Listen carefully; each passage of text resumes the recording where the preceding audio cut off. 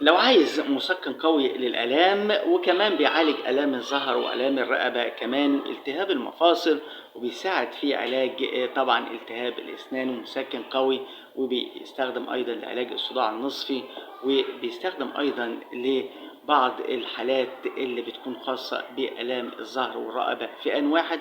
النهاردة هنقول لك معانا واحد من الأدوية المميزة جدا اللي بتكون آمنة وفعالة، لكن مهم جدا استشارة الطبيب أو الصيدلي قبل الاستخدام. النهاردة معانا كودوليبران. كودوليبران طبعا بيستخدم لعلاج آلام الظهر والرقبة. كمان في رحلتنا النهاردة مع كودي ليبران، هو واحد من الأدوية اللي بتحتوي على مادة الكودين.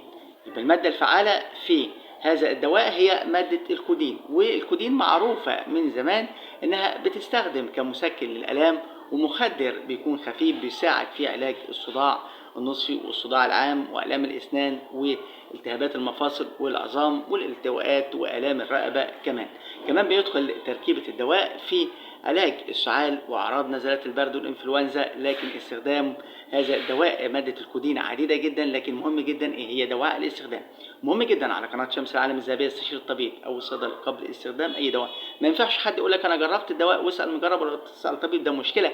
أي دواء بيخش جسمك ممكن يؤثر على أعضاء جسمك حتى لو كانت فيتامينات. يبقى مهم جدا قاعدتنا الأساسية استشير الطبيب أو الصيدلي قبل استخدام أي دواء. رجعنا لكم أعزائي مشاهدي قناة شمس العالم الذهبية. حد يقول لي إيه هي دواعي استخدام هذا الدواء؟ بيتم وصفه من قبل الطبيب أو الصيدلي لعلاج طبعا الآلام المختلفة، وبيستخدم أيضا كمسكن للآلام بوجه عام. كمان بيعالج طبعا آلام العظام والظهر والتواءات الرقبة والتهاب المفاصل. كمان بيدخل في علاج آلام الأسنان، ويمكن لو وصف الطبيب لعلاج آلام الطمس لدى السيدات والبنات. كمان ممكن يستخدم لعلاج الصداع النصفي، ويستخدم أيضا بعد العمليات الجراحية لطبعا خلع الأسنان. لكن الجرعة وطريقة الاستخدام بيحددها الطبيب أو الصيدلي. طبعا لو لم يوصف بتكون جرعة تسكين الآلام من قرصين إلى 3 أقراص يوميا. تراوح الجرعة من 60 مللي إلى 120 مللي بحد أقصى.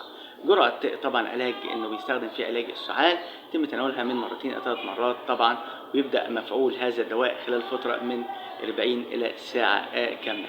مهم جدا أعزائي مشاهدي قناة شمس العالم الذهبية، الجرعة وطريقة الاستخدام بيحددها الطبيب أو الصيدلي. هل في موانع استخدام؟ في موانع استخدام بيمنع استخدام هذا الدواء للحوامل والمرضعات، كمان كبار السن أكبر من 60 عام، كمان الناس اللي بيعانوا من ارتفاع ضغط الدم او اضطرابات في الكبد او اضطرابات في ضربات القلب او الكلى. كمان الناس اللي عندها تضخم في البروستاتا يمنع استخدامه. هل في اعراض جانبيه؟ اي دواء بيكون له اعراض جانبيه اعزائي مشاهدي قناه شمس العالم الذهبي. احنا برنامج روشيتا بنديك الدواء ما بين دواء الاستخدام ومنع الاستخدام والمكونات الدواء. بنقول ليه مكونات الدواء؟ لان لو حد عنده حساسيه من مكونات الدواء ما ياخدوش. لكن اعراض الحساسيه بتشمل طفح جلدي، طبعا تورم في الشفتين، ادماء العين وغيرها، وممكن تصل الى ضيق التنفس. اوقف الدواء لو شعرت باي اعراض حساسيه او عندي حساسيه اتجاه الماده الفعاله، ما ينفعش اخده. من الاعراض الجانبيه ايضا ممكن تحدث امساك شديد وشعور بغثيان او قيء ورغبه في القيء. ممكن اضطرابات في الوعي، ممكن تصل الى الدوخه الجامده ودوار ودوخه زي ما قلنا لحضراتكم. ايضا من الاعراض الجانبيه ممكن اضطرابات وعصبيه. لكن لو التزمنا بالجرعه وطريقه الاستخدام ما فيش اي مشكله. احنا بنقول دي ليه ممكن الافراط في الجرعه او استخدامه مش تحت اشراف طبيب. كمان ممكن يحدث صعوبه في التنفس واحتقان في الحلق او جف طبعا فورا. ممكن يحدث رشح وسيلان انف وتشوش في الرؤيه. ممكن قله التركيز ومغص واضطرابات في الهضم. لكن مهم جدا لو التزمنا بالجرعه مفيش مشكله يا جماعه. اللي بيسمعونا على قناه شمس العالم الذهبيه، زي ما قلنا لحضراتكم ما ينفعش استخدامه في حالات الحمل والرضاعه. كمان موانع للاستخدام بيستخدم في حظر للناس اللي عندهم حساسيه من مكونات الدواء ويفضل عدم استخدامه.